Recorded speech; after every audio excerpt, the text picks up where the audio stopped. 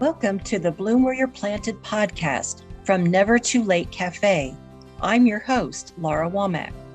Each week, we sit down for a chat with someone just like you, someone who had an idea, a passion, a dream, or sometimes just a thought, and planted that seed, watched it grow into something they wanted to share with the world. If you have an idea for a topic or someone that would be a guest for the Bloom Where You're Planted podcast, feel free to reach out to us on Facebook, where you can join our Never Too Late Cafe Facebook group. We'd love to hear from you. And today we have a very special guest, Michael Roush. Hi, Michael. Hi, Laura. How are you today? Great. We're going to get into your story, and I'm just going to start out with asking you where you currently live. Sure. I currently live in rural southwestern Ohio in Highland County. And is that where you're from originally? Yeah, I was my family, my mother and father are both from there. I was actually born in Columbus while they were living in Columbus and at OSU. So I was born in Columbus, but I don't remember any of it. My first memories are being back in Highland County. Okay. So, you are a musician, singer, songwriter, and you have a group also. When did you start your group, and what is the name of it Oh first? gosh, yeah. It's still weird to hear me called a singer and a songwriter and part of a group, um, because that has not been the case all that long for me. I I decided in 2016 that I wanted to be able to sing and play one song at uh, my wife and I are at our 10th wedding anniversary party. Until then, I thought that was just something that I couldn't do. Um, that, I was a serial quitter at playing guitar. I would try. I'd say, okay, I'm going to try to learn this, and it just like, well, can't do this, and I'd put it away. And then later on, I'd be like, yeah, I'm going to try this again, and then nope, I haven't gotten any better at it, even though because I haven't touched a guitar for years. Um, so I decided, okay, I just want to do one. I just want to do one song.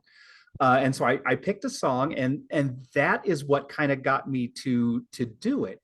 And so when it came time, I started thinking about, okay, what if I kept doing this? I'm like, this hasn't been so much of me for so long. It almost felt like it was a different part of me. So I was like, okay, so what part of me is that? Um, Part of me growing up in Highland County, I went to elementary school in a town called Buford. And the mascot there was the Buford Bulldogs. That's actually the high school. It was a high school that my father graduated from. He was in the last ever graduating class from Buford High School before the high schools merged with Lynchburg and became Lynchburg Clay. And so, I went to elementary school in that same building, and I thought, okay, what if I just kind of dipped back into that, and instead of being Michael Roush when I'm singing and playing guitar, what my grandmothers always called me Mike. They never called me Michael anytime in their lives. I was always Mike, and I never went by Mike. But I went back to that. I was like, I'm going to pick up the name Mike again, and I was like, Buford. That's actually that actually works as a last name. So I latched onto Mike Buford. And I said, I'm gonna keep that Bulldogs piece around, and I'm gonna call anybody that kind of joins the combo or plays with me automatically becomes a Bulldog. So I kept that. I took Okay. that Buford Bulldogs logo uh, from the school and just added a little bit to it, and we became Mike Buford and the Bulldogs. So they're honorary members once they play with you. Yeah, anytime anybody plays a song with me, if it's at a jam, if it's just, whatever, I tell them. I usually don't tell them beforehand because I fear sometimes they'll run. Oh, Afterwards, I tell them, okay, you're an honorary bulldog now. well, now is that anytime someone sings just for during that time? Yeah, I just it's something that I just kind of latched onto because I have had a couple people who've, we've a couple people who me and them have played together. Maybe one other person, maybe two other people who we play together, and they're already, but it's never been anything like, okay, we're going to do this as a long-term thing, and then everybody gets all frustrated and mad when it breaks up. It's always been these little one or two shot deals, and so it's like, okay, for this show we are Mike Buford and the Bulldogs, or for these two things we're Mike Buford and the Bulldogs. Oh, so you could potentially have lots of Yeah, there are lots of Bulldogs out there. So maybe you're just breaking up frequently. Right. It's like I was a serial quitter. I'm going for Yoko Ono is famous for breaking up, a one famous band. I'm going for quantity over quality. Oh. I figure if I can just break us up 10 or 15 times, then I'll go that route. That's funny. I've never heard anybody do that before, but maybe it's something that's around. So that started in 2016. So how did the song turn out? Oh, I was terrible. If I'm being really super honest about it. I was the two people who were playing with me, or I guess the two people that I was playing with behind, they were fantastic. They did a wonderful job. Part of the problem was me, after the intro of the song, realized that I had been practicing it in the wrong key. And so I suddenly had to transpose what I was doing. And I did know enough to kind of figure that part of it out. I started playing in the wrong keys. Like, okay, nope. Okay. Now I got it. Luckily we were doing a pretty simple song. I had chord wise. I'll give a little shout out to my friends Elton and Shalisa Clifton, who are down in Brown County, Ohio. They were providing some music during that anniversary party that I had. So I got them to let me sit in with them while Elton played and Shalisa sang a Alison Krauss and Union Station song, "When You Say Nothing at All." And so they played that. I played along with them. Like I said, I was not very good. Okay, I was terrible. I fumbled quite a few times, but I also managed to do enough of that I have an older son, Ben, who really did get the musical genes in the family, and so he is fantastic at guitar, and I convinced him to play a song with me, because after I kind of got okay, feeling like I had When You Say Nothing at All under my belt, I was like, I'm gonna try to learn a couple more that use all of the same chords. And so I learned a couple more songs, and so I got him to do one of those with me. So it was a little bit of a bonus. I got to play and sing a song with him at that same party. And like I said, I wasn't very good at that one either. But just to finally be able to say, oh my gosh, I played and sang a song with my son, is, that's cool. regardless of how good or bad I was at that was just something that I will absolutely never forget. Well, you chose wisely in having someone play with you, because then they can kind of drown you out a little bit. Yeah, absolutely. Yeah, anytime I just wanted to act awestruck and watch them, it's like, okay, this looks like it's supposed to be a part where I'm not playing it at the time. So you weren't singing, you were playing guitar. I did not sing. I did Okay. not sing that one. I did sing because my son Ben he does not want to sing for anything where he's playing. And so uh, I said I'm going to do something a little more modern. I'm going to do something that he knows and that he would like a little more. And I picked. I had been working on a song called "No Rain" by Blind Melon because I thought, hey, that's a newer song. He'll know that one. And I neglected to realize that song actually came out like I don't think he was a year old when that song came out. I don't but remember that one, Dad. he was nice about it. He knew the song, and so yeah, he played lead, I played rhythm, and I sang that one, and we made it through that one. So, And that was still at the anniversary party? yeah, that was still at the same anniversary party. Oh, well, that's adventuresome. So you played two songs and you sang one of them. Yeah. And so for a first time and at a special event, that's kind of brave. Well, and I thought, okay, I thought that's going to be the end of it. All right. I was proud of myself for kind of helping put together this party and kind of springing it on my wife that, hey, this is happening. Here's what we're doing, because usually she's the planner between the two of us. And so I kind of going into it, I kind of thought, okay, I'll do this once and I'll be able to say that I did it way back then, and that'll be the end of it. But that was not the end of it. After I kind of got started with it, I kept thinking okay, maybe I can do this one more little thing. Maybe I can do this one more little thing. And it just kind of kept going. Wow, because definitely you are still going. So do you host an open mic in your area? Yeah, I help host a song farmers gathering. If you're familiar, anybody that knows you, who I think has known you for a while, is going to be familiar with Michael Jonathan and Wood Songs and some of that. You'd be surprised because they don't always listen to all of the episodes. So, but anyway, go back and listen to some of those former episodes. Yeah, so catch up on that. Song Farmers, Michael Jonathan from Wood Songs, the radio show, and now televised, and Wood Songs Kids. So continue. Yeah, I had been a fan of that from when I went to college at Kentucky Christian in the eastern part of Kentucky.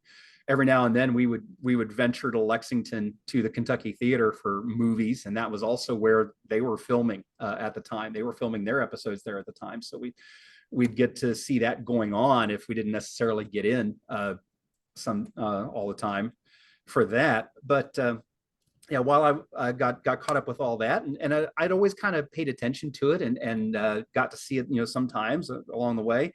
And when the Wood Songs Front Porch Association got put together and started seeing some materials about it, that's really cool. And I had some friends who were already looking at putting together just an acoustic jam, an acoustic get together monthly.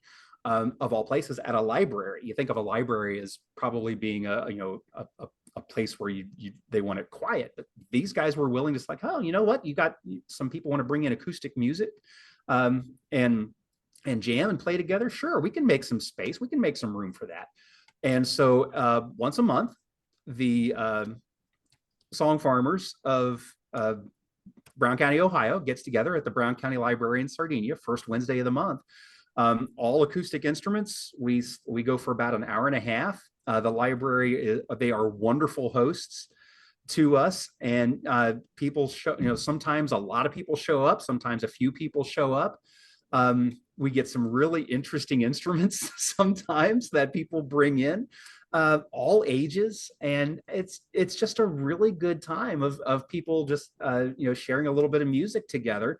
When you can play along, you play along. When not, you listen and you enjoy what's going on. And so that has been I kind of I co-host that, and that has been a great way for me to regularly make sure that I keep I keep trying to learn something new and keep trying to get exposed to something new, from the people who show up for it, and for me to bring something to it. And so that has been a great way for me to kind of to keep this going and to keep kind of learning new things with it. So, if I remember correctly, Song Farmers they have a packet of some suggestions to do. So you play the same song, so people already know what you're going to be playing. It's no impromptu. It's yeah, we do have kind of a standard set of tunes that are going to come out sometime during the 90 minutes that we're there. We like to bring in some of our own too, though. That's like somebody will say, hey, you know what, I kind of like this song. I want to let's see if we can do something with this one. And especially if it's just a simple and repetitive chord progression that you can give to everybody. It's like, okay, you know, this song's just going to be, it's just G, C, and D over and over and over again. And it's like, okay, even if you've never heard the song before, if you know that part, you can kind of get through it after the first verse or so and keep up with it. So we do throw in a lot of our own stuff, and I think that helps with us bringing in some other genres. I mean, we'll play some John Prine, and then somebody will throw out, you know, we'll be playing like an acoustic version of a Bon Jovi song right after that. So it really gets interesting with all the age levels and stuff like that we have of you know what music people really connect with and then get to share with everybody else. So you mentioned some different instruments. So besides, let's say, guitar and banjo, what others have you maybe had? Oh, wow. We will routinely have, you know, the guitar.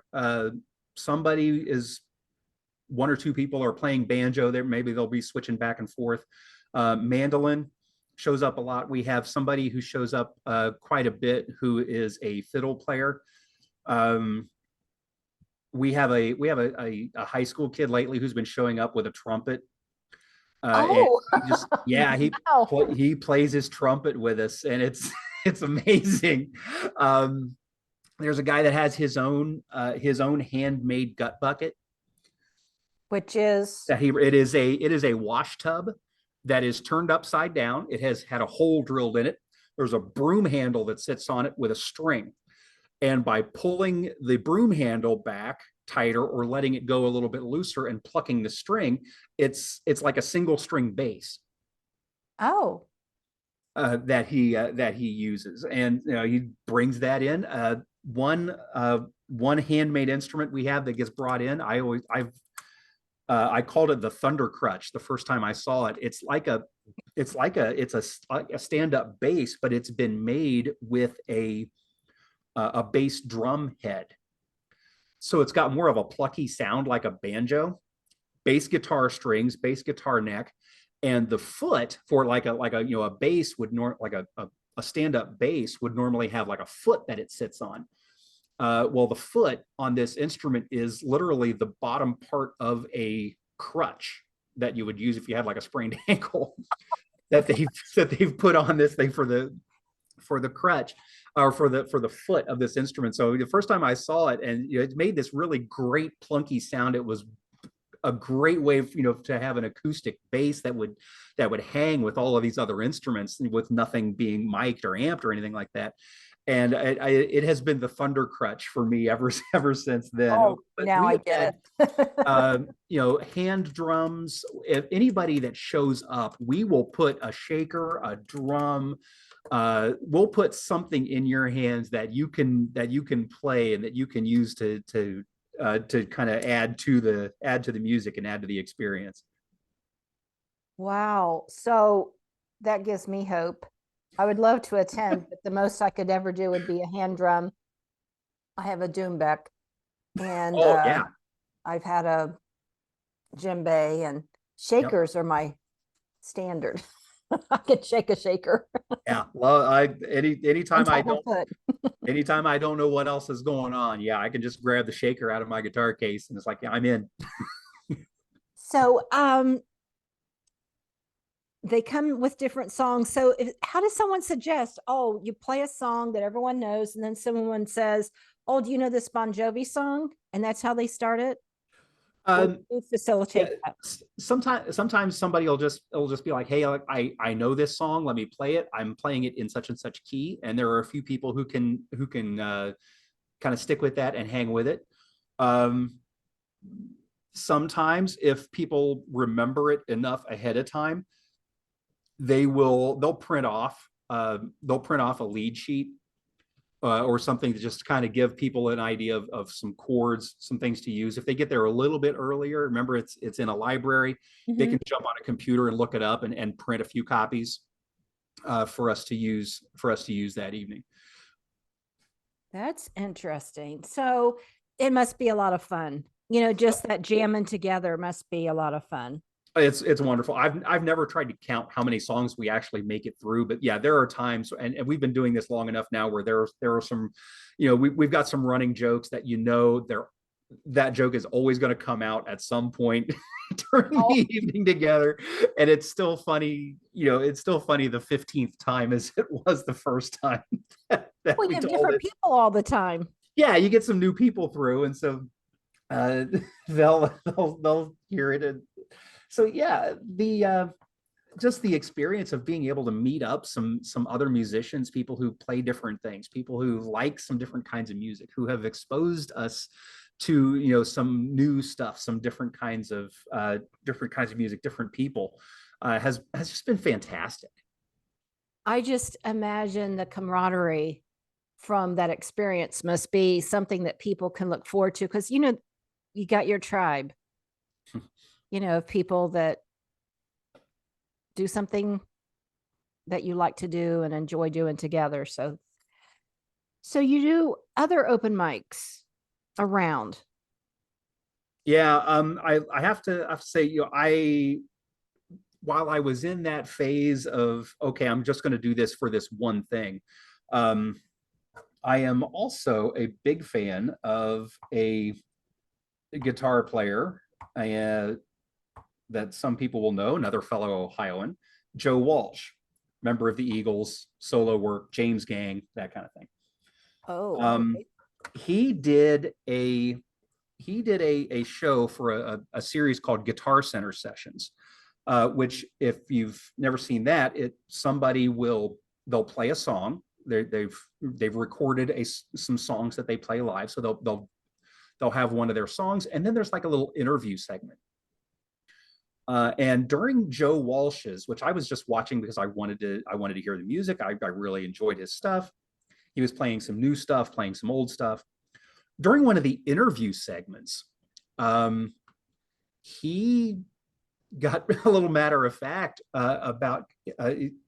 They asked him if he had any advice for people who wanted to play music, wanted to have a band, wanted to kind of get into the music game. And his very first thing that he said was you have to do it. And you have to do it in front of and for other people. He said he lost track of how many times that somebody would come up to him and say, hey, nice to see you, nice to meet you, I love your work. Oh, by the way, I have a band. And he said he got to the point where the very next question he would ask when somebody would tell him, hey, I have a band, is, great, when's your next gig? And they would say, well, we don't have a gig. And he would say, well, then you're not a band. He said, if you're hanging out and jamming in somebody's basement or living room, that's great. But if you really want to be a band, and if you really want to get better, you got to get out there and do that for somebody else. You got to get out there and play in front of people.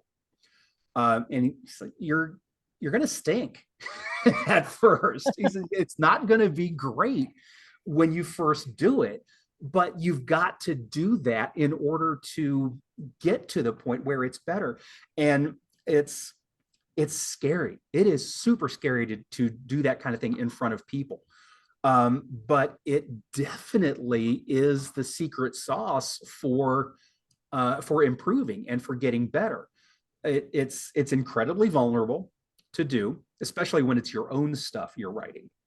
Right. Because if people don't like it, you feel like it's, you can call my baby ugly, but don't say you don't like my song. you know. uh, Okay. but actually, uh, the open mics and things that I do, that I've done, and the events that has then led to that I get to do. Um, yeah, you gotta know that some of it's not going to go great, and there's going to be days that don't go great. But getting through that is what's going to get you to the ones that are really enjoyable, where everybody's having a good time, and you're literally sharing a gift, with the people who are there just kind of along for the ride.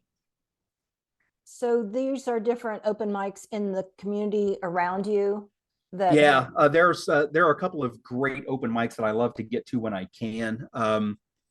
There's an old schoolhouse in Pleasant Plain, Ohio, that now has a cafe in it called Plain Folk Live. It's oh, a I've pretty heard of that. popular one in Mhm. the area. Yeah, and they run an open mic every Thursday. Uh, that And you got to get there early, to get signed Really? up for that one. Yeah, you got to. I think they start signups at like 5 or 5:30, and the host plays from 6 to 6:30. And if you're not there like before the host finishes playing, you're not going to play until 10 o'clock. Oh, It they they get a big crowd every Thursday. Um, there are others in the area that run on Mondays, Tuesdays, Wednesdays. Basically any weeknight.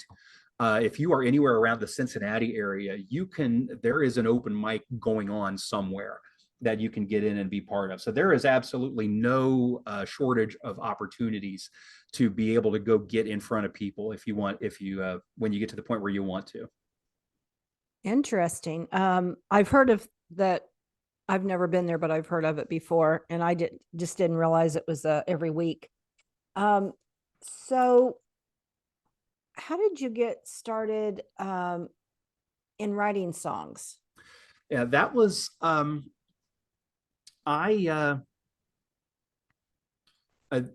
I was almost kind of shamed into it. I think I'm going to say, I did one of those open mics that I did. I have a younger son. Not I mentioned Ben earlier, the guitar player. I have another son, Quentin, and he came to one of the open mics that I did at Plain Folk Live.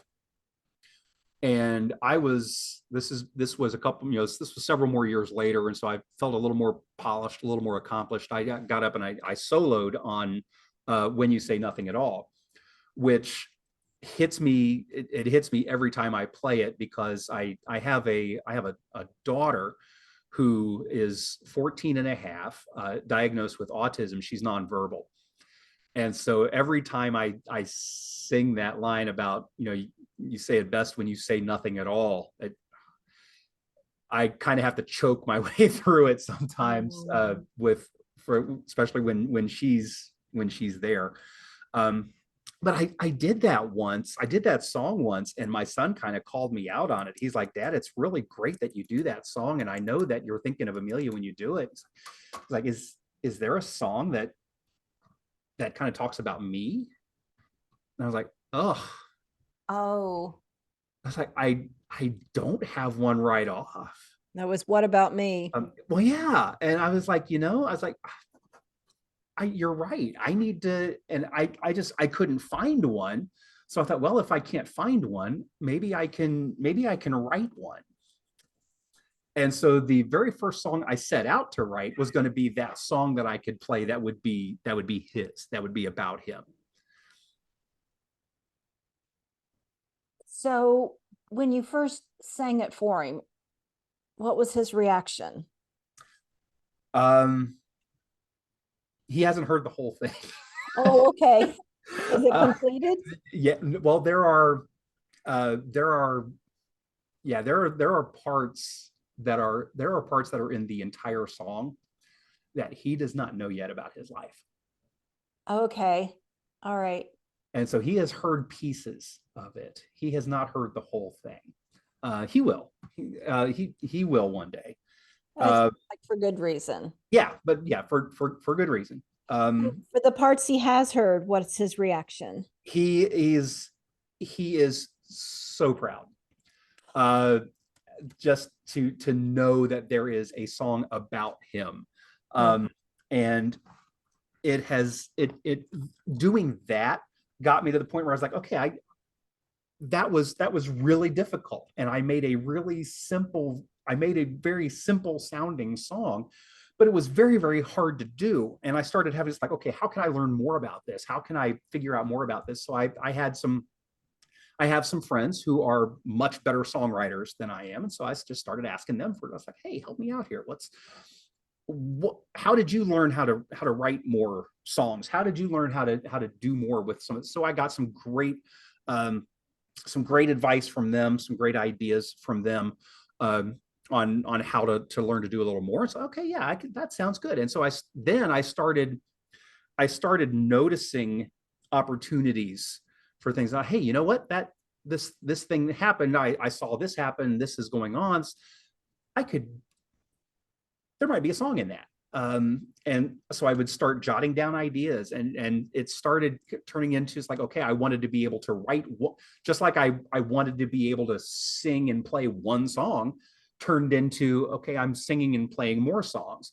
What started as I want to write one song turned into, oh, here's another idea, here's another idea, here's another idea for more songs, for me to continue to write. And so that whole thing has snowballed to the point now where, and that I'm absolutely, I would say I'm one of the proudest things for me is that at the last open mic that I did at near Cincinnati in Milford, Ohio, Pleasant Hill Church does an open mic on the last Tuesday of every month.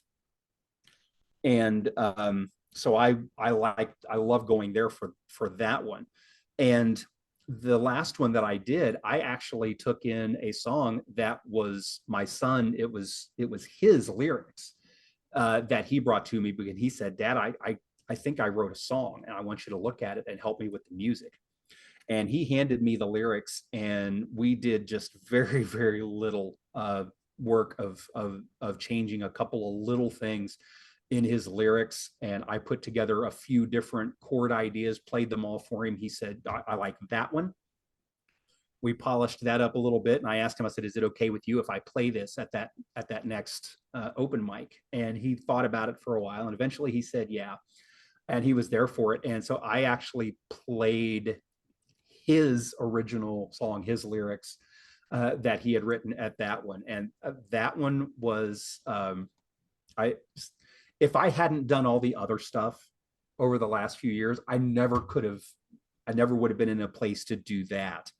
And so it's incredible where the road will take you when you're willing to take the first few steps down it.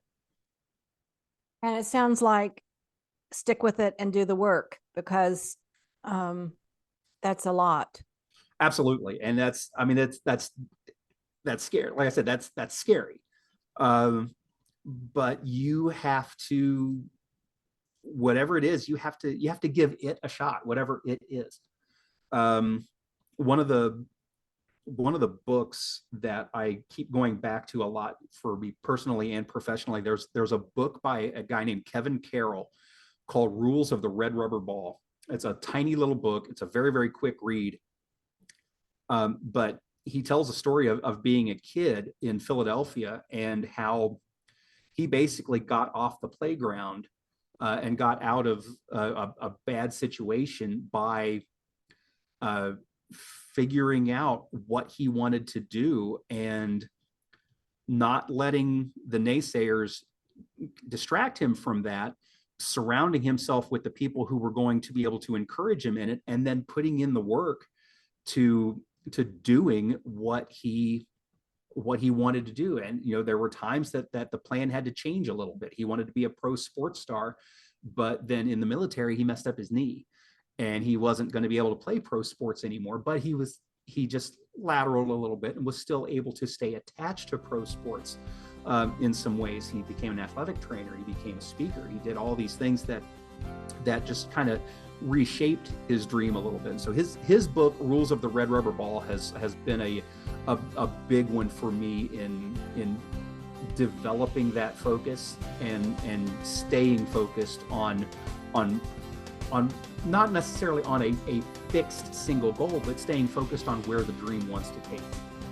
Oh, that's very interesting, because the dream is much bigger and goals are sort of pieces of that.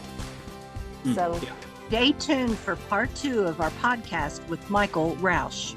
So as our time comes to a close, remember to keep creating, keep sharing, and keep supporting each other.